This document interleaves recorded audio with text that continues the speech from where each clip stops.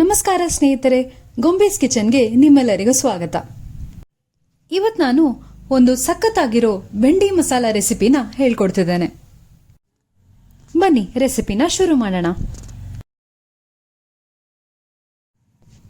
ಮೊದಲಿಗೆ ಒಂದು ಕಡಾಯಿ ಕಾಯಲು ಇಟ್ಟು ಅದಕ್ಕೆ 2 ಸ್ಪೂನ್ ಅಷ್ಟು ಎಣ್ಣೆ ಹಾಕಿ,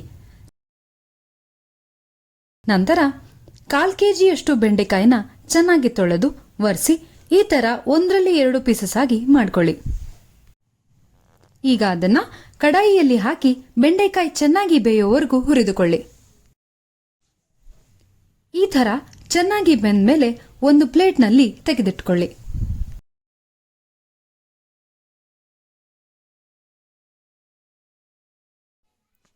ನಂತರ ಅದೇ ಕಡಾಯಿಯಲ್ಲಿ 1 ಸ್ಪೂನ್ ಅಷ್ಟು ಎಣ್ಣೆ ಹಾಕಿ, ಎಣ್ಣೆ ಕಾದ ನಂತರ ಜೀರಿಗೆ,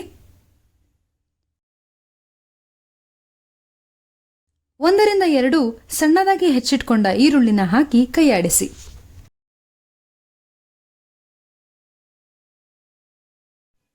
ಆಮೇಲೆ 1/2 ಸ್ಪೂನ್ ಅಷ್ಟು ಜಿಂಜರ್ ಗಾರ್ಲಿಕ್ ಪೇಸ್ಟ್ನ ಹಾಕಿ ಹಸಿ ವಾಸನೆ ಹೋಗೋವರೆಗೂ ಹುರಿಯಿರಿ.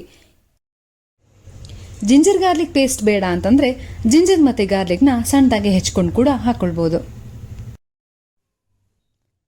ನಂತರ 2 ಟೊಮ್ಯಾಟೋನ ಮಿಕ್ಸರ್ನಲ್ಲಿ ಹಾಕಿ ಪ್ಯೂರಿ ಮಾಡಿಟ್ಕೊಂಡಿರೋದು ಇದನ್ನ ಕೂಡ ಕಡಾಯಿಯಲ್ಲಿ ಹಾಕಿ ಮಿಕ್ಸ್ ಮಾಡಿ 1ರಿಂದ 2 ನಿಮಿಷ ಕುದಿಯಲು ಬಿಡಿ.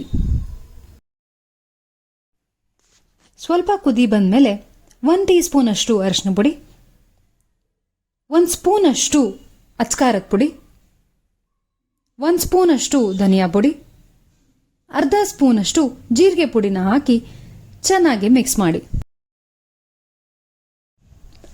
ನಂತರ 1/2 ಗ್ಲಾಸ್ ಅಷ್ಟು ನೀರು ಹಾಕಿ ಮಿಕ್ಸ್ ಮಾಡಿ ಕುದಿಯಲು ಬಿಡಿ. ಚೆನ್ನಾಗಿ ಕುದಿ ಬಂದ ಮೇಲೆ ಮೊದಲೇ ಹುರಿದಿಟ್ಕೊಂಡ ಬೆಂಡೆಕಾಯಿನ ಹಾಕಿ, ಅದರ ಜೊತೆಗೆ ರುಚಿಗೆ ತಕ್ಕಷ್ಟು ಉಪ್ಪು ಹಾಕಿ ಚೆನ್ನಾಗಿ ಮಿಕ್ಸ್ ಮಾಡಿ 1-2 ನಿಮಿಷ ಬೇಯಲು ಬಿಡಿ. ನಾವು ತಗೊಂಡಿರೋ ಟೊಮ್ಯಾಟೊ ಸ್ವಲ್ಪ ಹುಳಿಯಿತ್ತು, ಅದಕ್ಕೆ 1 ಟೀ ಸ್ಪೂನ್ ಅಷ್ಟು ಸಕ್ಕರೆನ ಆಡ್ ಮಾಡ್ಕೊಂಡಿದ್ವಿ. ನಿಮ್ಗೆ ಬೇಡ ಅಂದ್ರೆ ಸಕ್ಕರೆ ಹಾಕದ್ನ ಸ್ಕಿಪ್ ಮಾಡಿ. ಈಗ ಕಡಾಯಿ ಮೇಲೆ ಒಂದು ಮುಚ್ಚಳ ಮುಚ್ಚಿ ಚೆನ್ನಾಗಿ ಬೇಯಲು ಬಿಡಿ. ಮುಚ್ಚಳ ತೆಗೆದು ಕೊತ್ತಂಬರಿ ಸೊಪ್ಪು ಹಾಕಿ ಕಲಿಸಿದರೆ ಸಖತ್ತಾದ ಬೆಂಡಿ ಮಸಾಲ ಸವಿಯಲು ಸಿದ್ಧ.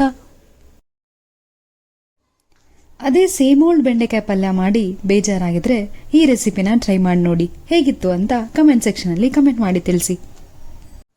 ಈ ರೆಸಿಪಿ ನಿಮಗೆ ಇಷ್ಟ ಆದ್ರೆ ಲೈಕ್ ಮಾಡಿ, ನಿಮ್ಮ ಫ್ರೆಂಡ್ಸ್ ಅಂಡ್ ಫ್ಯಾಮಿಲಿ ಜೊತೆ ಶೇರ್ ಮಾಡೋದನ್ನ ಮರಿಬೇಡಿ.